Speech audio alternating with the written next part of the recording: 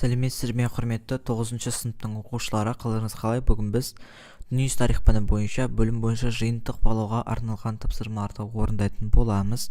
Ең алдымен арнамызға тіркеліп және лайк басып, басқа да достарыңызбен бөлісуді ұмытпаңыздар. Бізде бөлім жалпы 20 ғасырдың екінші жартысындағы әлемдік экономиканың дамуы бөлімі бойынша жиынтық бағалау. Бұл жалпы 2-ші тоқсанның алғашқы ПЖБ тапсырмаларыңыз. Тапсырманы орындайық. Тапсырма 20 ғасырдың екінші жартысында әл-ауқатты мемлекеттер экономикалық дағдарысқа ұшырауының себеп салдарын жазыңыз деген. Бізде себептері және салдар деп бөлінген екен. Бізде жалпы себептеріне 2 себеп және салдарына да 2 салдарын жазады екенбіз. Бізде себептері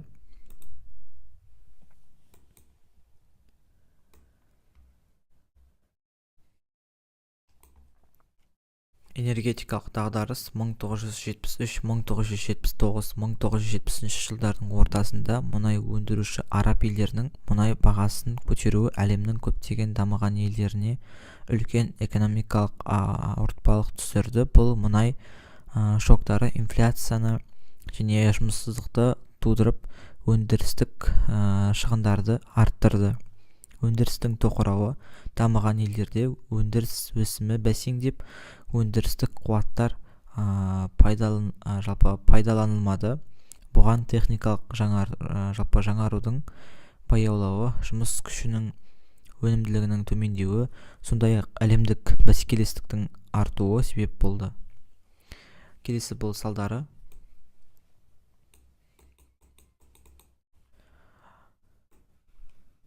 Біріншісі бұл бізде инфляция және жұмыссыздықтың артуы.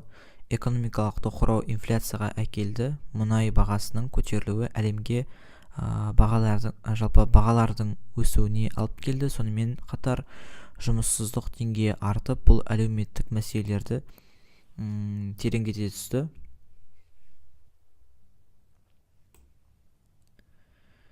Екіншісі бұл социалистік елдермен бәсекенің шиеленісуі. Экономикалық дағдарыс батыс елдерінде әлеуметтік шиеленістерді, қаржылық тапшылықты, бюджет тапшылығын арттырды. Бұл өз кезегінде социалистік елдермен бәсекелестікті арттырды. Өйткені олар нарықтық экономикалармен салыстырғанда дағдарысты жеңу үшін өздерін тиімді жүйе ретінде көрсетуге тырысты.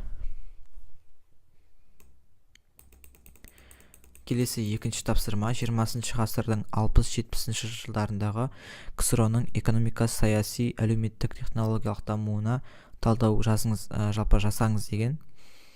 Бізде экономика 1960-70 жылдары КСР экономикасы баяу өсті. Ауыл шаруашылығында дағдарыс орын алды. Ол ауыр өнеркәсіпке көп көңіл бөлінді. Бірақ тұтыну тауарлары өндіріс артпады, мемлекеттік жоспарлау жүйесінің тиімділігі төмендеді. Келесі бұл саясат.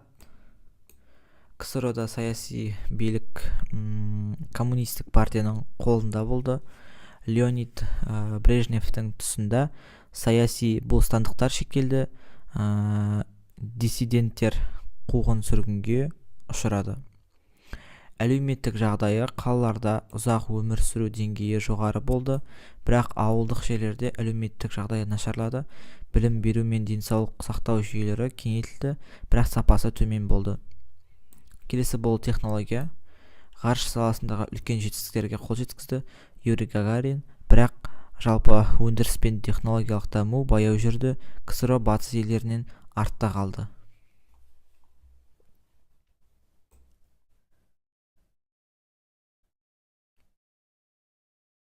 Осымен, құрметті оқушылар, біз тапсырмамыздың барлығын аяқтаймыз. Бізде жалпы дескриптор бойынша әрине жұмыс жасаймыз. Бізде толық балл осы 8 балл, 8 баллдың толықтай 8 баллын жинаған болатынбыз. Енді, құрметті оқушылар, осы еңбегімізді бағалап, арнамызға тіркеліп және лайк басып, басқа да достарыңызбен бөлісуді ұмытпаңыздар. Алдағы уақыттарда 2-ші ПЖБ тапсырмаларын жалпы сіздерге арнап орындайтын боламыз.